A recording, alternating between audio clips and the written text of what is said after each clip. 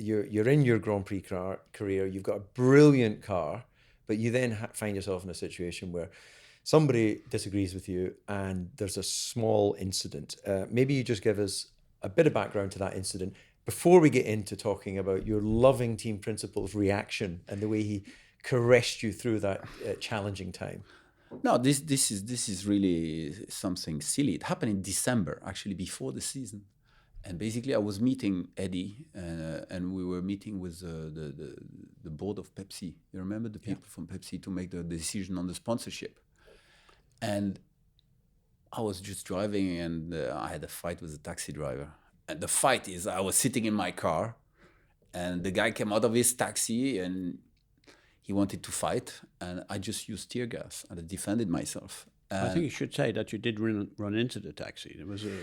Yeah, he kept brake testing me, so I pushed him a little bit. So I pushed him, but nicely, no damage. A little tap. A little tap to just say, I'm here. Yeah. And and basically, the guy came out of the taxi and he said, I'm going to kill you.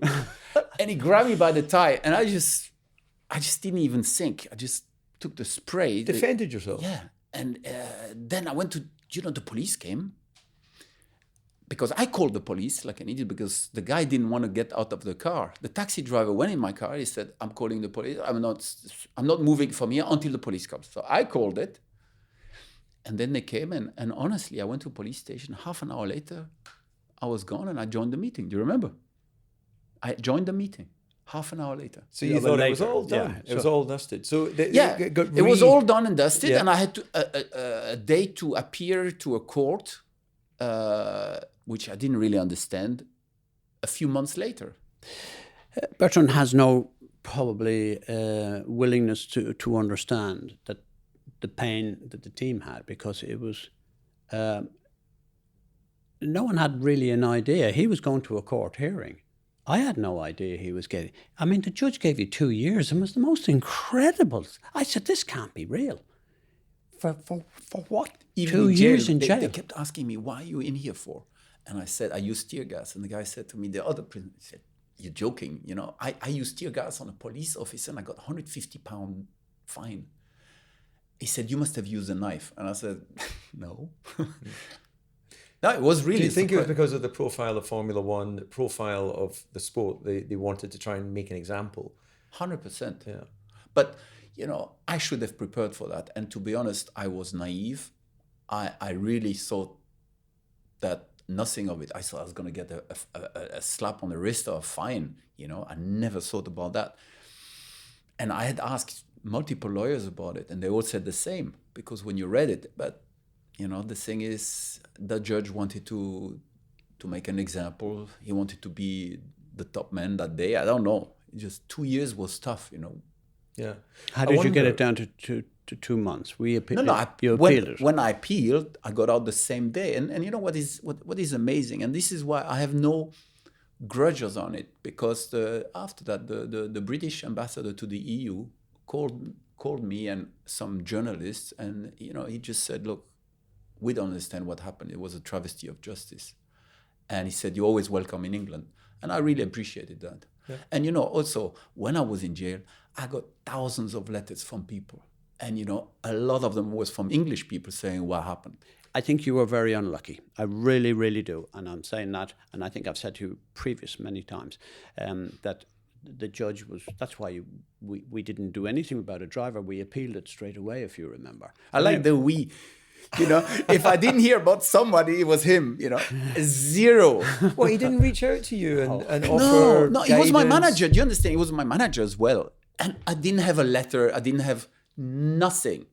Not a little postcard, hope you're doing well. Eddie, here are some oranges. Shame on you.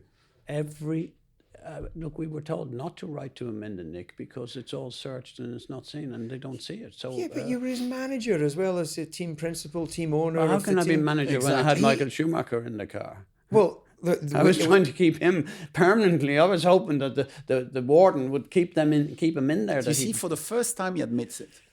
I knew it. It took some time, but here we are. Well, this is like a session to help clear out the past, remove all those bad feelings.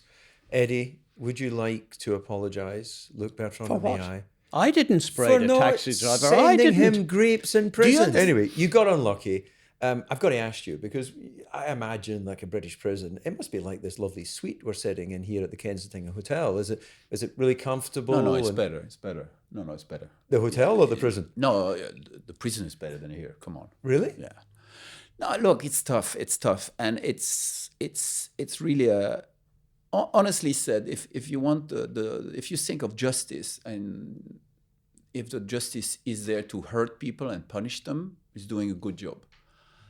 Now, if it's to help people or to bring them, give them another opportunity, I don't think it's a great job. And I think there are way too many people in prison, in my view. And I'm not really woke or something. I just think that it was very sad to see a lot of people which were young that spent time there. And, the problem is when you come out of the prison, it's a spiral, that drags you down. You lose your house, you lose your friends, you lose your job. It's not easy. And I just think there must be better ways than that. It was on a human side, it was an amazing experience. And I met some very, very interesting people. Some obviously not, but I would say that the vast majority were just people which were at the wrong place at the wrong time.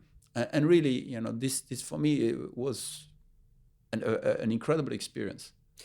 I really respect that you share that with us, and I think that it's important to know. Yeah, and it's a much bigger and broader conversation than what we're here discussing today. That maybe we can come back to at another point, because for most people, they'll never know what that experience is like, and obviously we're slightly tongue in cheek about it now after all these many years.